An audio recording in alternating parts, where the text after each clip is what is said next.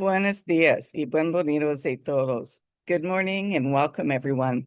Welcome to a community dedicated to providing spiritual tools for living a happy and full life. My name is Karina Shearer, and I am the spiritual director and founding minister here at the Center for Spiritual Living Puerto Vallarta. If you would like to join us for the live Zoom meeting, please contact me for the link and the password, or check our website, www.cslpv.org, on the weekly talk section. Today is Sunday, May 10th, 2026. Happy Mother's Day. This year, mothers are celebrated on the same day in this year in Canada, United States of America, Australia, and Mexico. In Canada, US, and Australia, it's usually celebrated on the second Sunday of each May, but it's always celebrated on May 10th in Mexico. The last time this occurred on the same day was in 2020, and the next time will be in 2036. So it is uncommon, but not rare. Today, we are continuing with our monthly topic of divine doubt.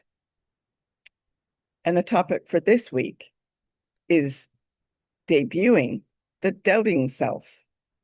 Once again, the suggested book for reading this month is Disciplines of Spirit by Howard Thurman. So at this time, I'd like to once again welcome everyone, including those that are new to our teaching and to our center in Vallarta, whether you are here on the live Zoom meeting or watching the replay at a later time. Here, we teach a philosophy that honors all faith traditions. So whatever path you are on, know that it is the right one for you. We teach the philosophy called Science of Mind.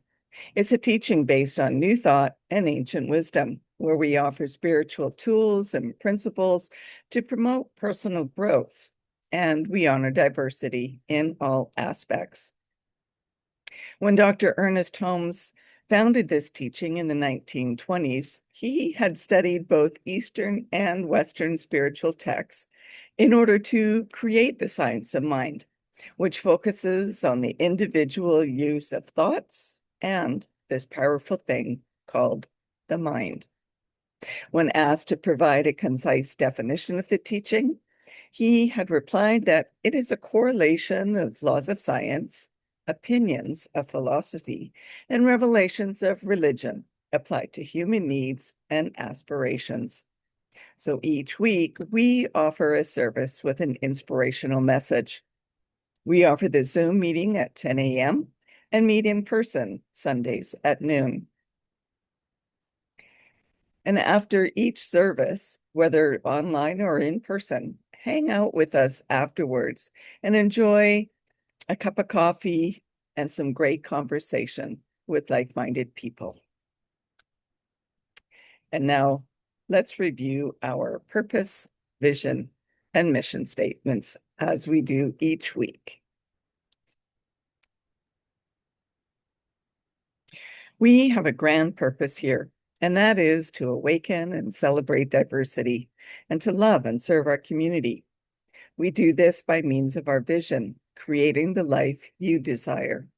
And this is supported by our mission to provide spiritual tools for personal growth and transformation.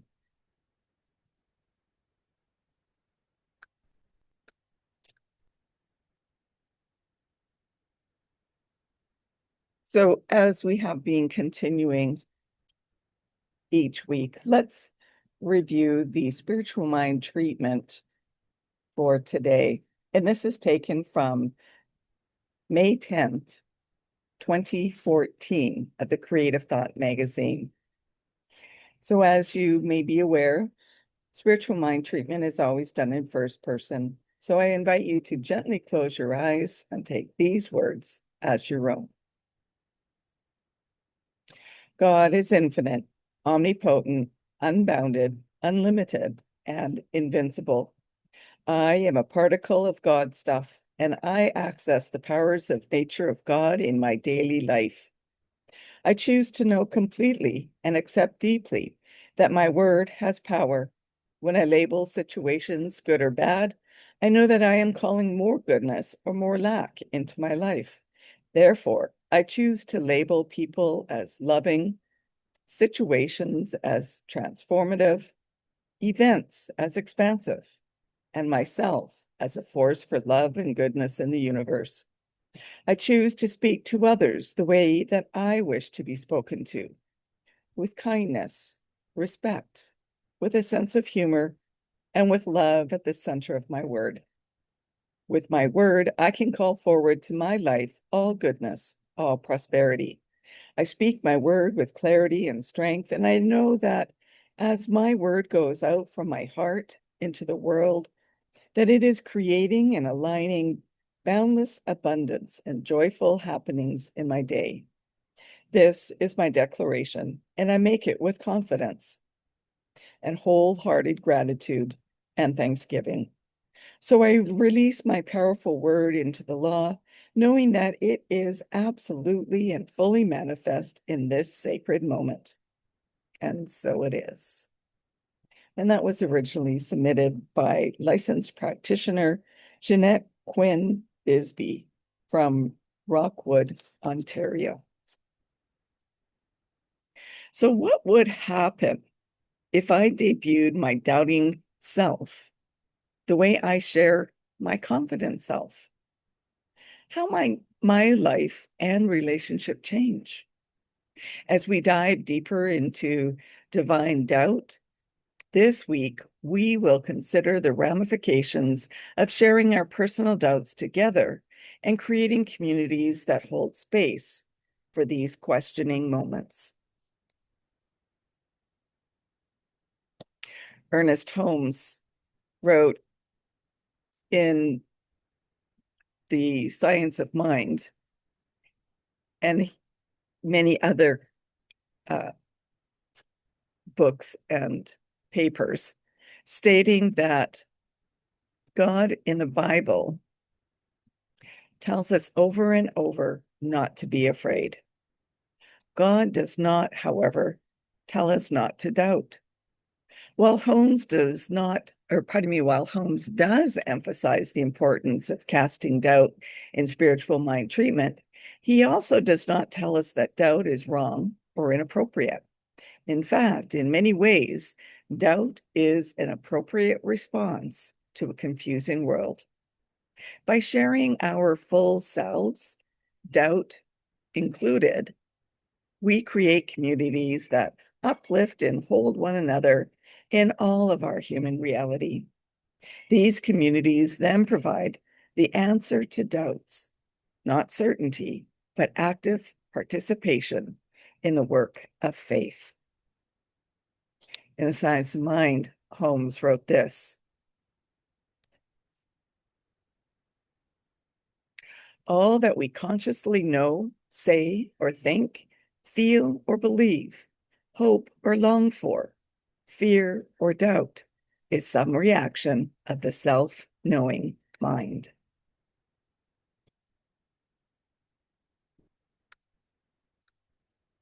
So, as we explored last week, doubt is not a flaw to be hidden away, but rather a natural part of the range of human thought and emotion, as Ernest Holmes stated. Each of us, in our own ways, wrestles with questions, uncertainty, and longing to understand. Rather than covering up our doubts with a polished facade of certainty, we are invited to lean into them as places of vulnerability, honesty, and authenticity. Doubt, when shared and explored together, becomes a doorway for deeper faith. When we allow space for our questions and acknowledge that we don't yet know, we create an environment of trust in ourselves in one another, and in the unfolding mystery of spirit. As the old adage reminds us, the opposite of faith is not doubt, it's certainty. Certainty leaves no room for growth or mystery, and no room for the evolving revelation of truth. Holmes wrote this: if we are to have an active faith, the faith of God, instead of merely a faith in God, our thought must be centered in universal mind.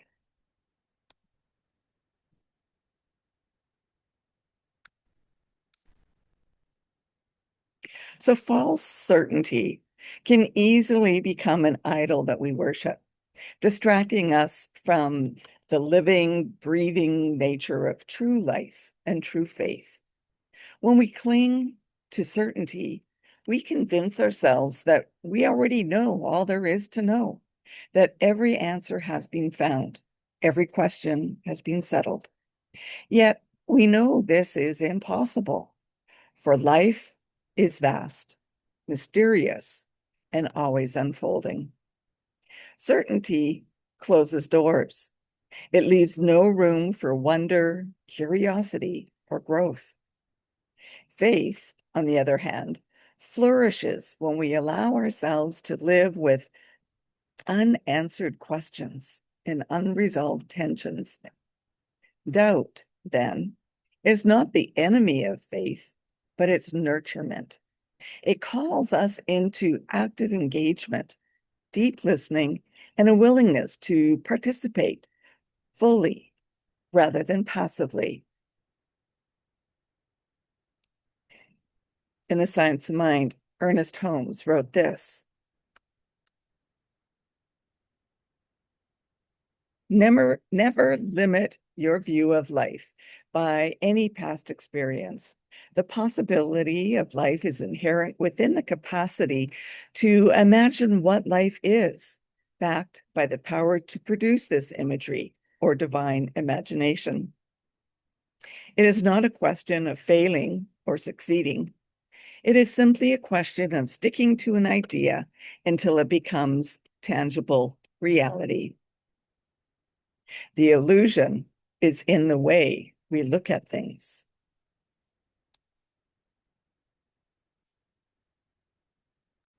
And this is a short story from Thich Nhat Hanh in the heart of Buddhist teaching. He wrote, in Buddhism, doubt is not a sin.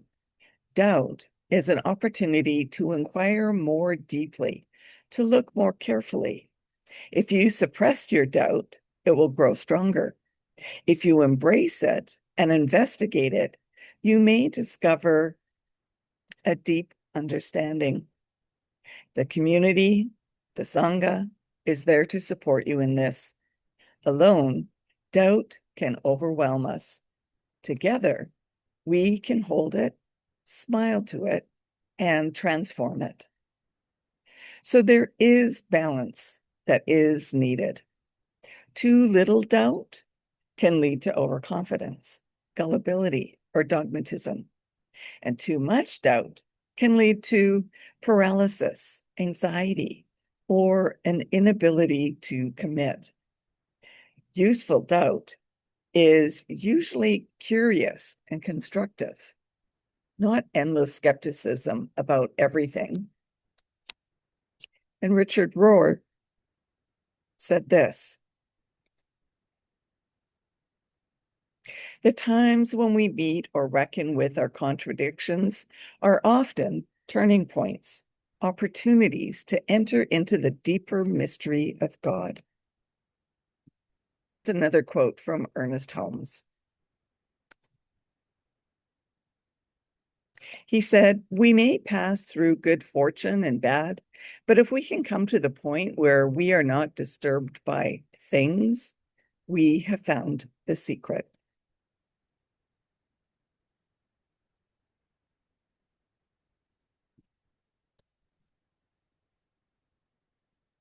So we often are tempted to keep our doubts hidden especially within our communities of faith. We fear that revealing them might cause others to think less of us, or that our questions will somehow be seen as weakness or a lack of belief. And it's easy to assume that doubt makes us seem less than or unwise. Yet nothing could be farther from the truth. Doubt is not the opposite of faith. It's often the very ground in which faith takes root and grows. By exploring our doubts, we invite curiosity, humility, and deeper trust in our spiritual lives and our communities. We would do well to share our doubts as freely as we share our victories, knowing both can strengthen and sustain us. So this week, notice the parts of yourself that you guard. Ask yourself, what parts are you hiding? And why do you hide them? What might happen if you let the mask slip away? Challenge yourself to reveal something behind the mask, your true, authentic self. And I'll leave you with this final quote.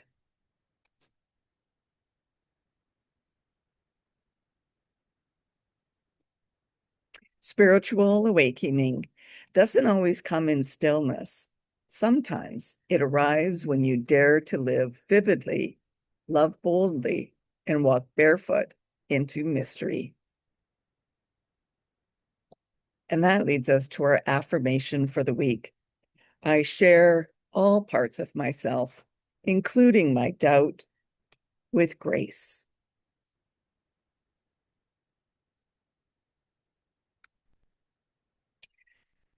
So now it's time for our news and updates at our center. If you are interested in learning more about the Science of Mind teaching, we do offer courses via Zoom as well as in person. So connect with me or check our website to find out the details. And there is a new survey for your input for upcoming courses. So please check that out and see if we can plan for those. And if you would like to have a one-on-one connection for spiritual mind treatment, please contact me so that we can arrange this. If you'd like to commit to being a member of the Center for Spiritual Living here in Puerto Vallarta, or if you would like to be on our board of trustees, then please contact me so that you can be sent the current forms. I'd also like to remind you to like, comment, and subscribe to our YouTube channel as well as our Facebook page. And let me know if you would like to receive our weekly posts via Substack. This year, I will be once again attending the the Convention of the Americas in Lake Chapala, Jalisco, where I will be presenting a workshop. So I invite you to come and join me for a week in July in Chapala so that you too can enjoy a week of love, wisdom, and community. You can register online through the link www.conventionoftheamericas.org or contact me for further information. And now it's time for mindful giving and financial support of our spiritual home. We rely on your support to continue our center here in Vallarta so that we can continue offering this powerful teaching of the science of mind. We bless the financial gifts that you give today, no matter the amount. And donations can be made using either PayPal or Tithely through our website, www.cslpv.org. And you'll find the donate buttons on both the landing page as well as on the page where you find the replay of the weekly talks. You can still mail in paper checks by addressing them to CSLPV number 403 2125 Birch Road, Kelowna, BC, V1Y 8N1. And now please join me in our offertory affirmation. I know that my giving blesses and multiplies all that I am, all that I have, and all that I give and receive. I do give eternal thanks for the abundance that is mine to share. So thank you for coming and sharing this time together. And let's continue practicing peace each and every day. We can each be a force for peace and nonviolence. Our words and our actions create ripples of peace all around us and beyond. Peaceful living includes acting with compassion, kindness, and consideration. And it also includes standing up against injustice. Today, more than ever, we need to stand for peace. So hug your friends, your loved ones, and your neighbors. May peace and love be with you. Blessings. Namaste.